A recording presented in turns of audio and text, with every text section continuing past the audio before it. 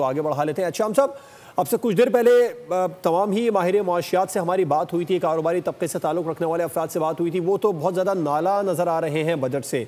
आपको कहीं कोई तवक्कुआत, कहीं कोई उम्मीद है कि आम आदमी के लिए कुछ ना कुछ इस बजट में निकल आएगा?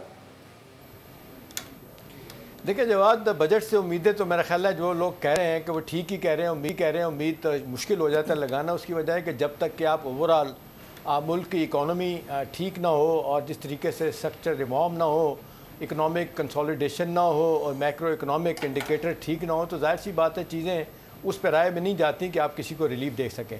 लेकिन सबसे अहम सवाल दो तीन बातें हैं मेरा ख्याल है जो वर्केबल हैं, जो हो सकती हैं।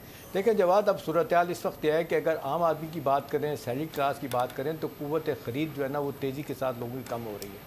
अच्छा, अब गुर्बत की सतह से लोग तेज़ी के साथ नीचे जा रहे हैं। आप देख लें कि लोअर मिडिल क्लास ख़त्म हो गई है। मिडिल क्लास जो है ना, हम जो है ना, हमारे साथ जो हो रहा है 68% वो टैक्स हम पे काटा जा रहा है। नतीजतन चीज़ें ख़राब हो रही हैं। ज़्यादा परेशान कुन बात यह है कि पेट्रोलियम लेवी देखें, सारी दुनिया में पेट्रोल प्राइसेस वो $90 से $60 तक आ गई हैं नीचे, लेकिन हमारे यहाँ इसके बावजूद आप देख लें पेट्रोलियम लेवी लगने वाली बात है। उसके बाद कहा जा रहा है कि 120 रुपये हुकूमत इस पर टैक्स काटेगी। अब मुझे बताएं, अब पेट्रोलियम प्राइसेस कम हो चुकी हैं, इंटरनेशनल सतह पे कमोडिटी प्राइसेस नीचे आ चुकी हैं, खुर्दनी तेल की कीमत बैनुल-अक़वामी मंडी में कम हो चुकी है, लेकिन हम पे ये टैक्स लगेगा।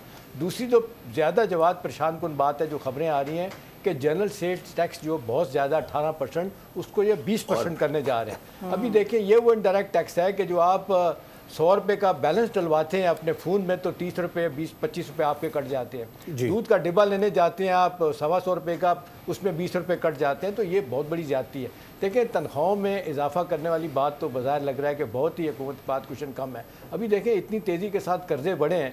2018 में हमारे 25,000 अरब, हमारा 25 ट्रिलियन का मारूफ हमारा ये था कर्जा, 5 सालों में ये 78,000 अरब 78 ट्रिलियन रुपया हो चुका है। देखिए कर्जे लेना कहा जाता है बुरी बात नहीं, लेकिन उसका प्रोडक्टिव इस्तेमाल जो है ना बड़ा ज़रूरी है। अब कर्जे अगर कंजम्पशन के लिए हो, खाने पीने के लिए हो, तनख्वाहें बढ़ाने के लिए हो, तो चीज़ें ठीक नहीं होती।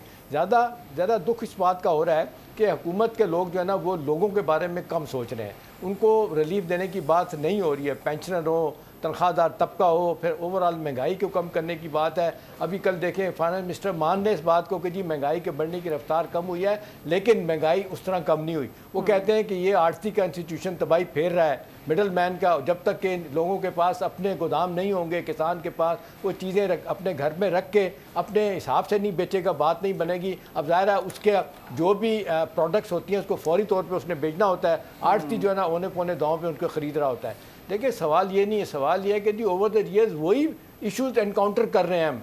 और जवाब जिनको मेरा ख्याल है अब कहीं ना कहीं जाके ब्रेक लगनी चाहिए। अभी देख लें एक ही बात आती है कि जी FBI लोगों पे टैक्स लगा रहा है, टैक्स बेस को बड़ा नहीं कर रहा है। अभी आप देख लें दुकानदारों की तादाद, मीर साहब बैठे हुए इनसे पूछें आप कि 50,000 से 5 लाख हो गई है। छोटे दुकानदार वो टैक्स देने के लिए तैयार ही नहीं है। अब उसका क्या इलाज है? अब देखें ना, जब तक सारे सेगमेंट ऑफ सोसाइटी टैक्स नहीं देंगे, मैं आपकी जानिब दोबारा भी आऊँगी और मीर मेहदी अली से भी बात करेंगे।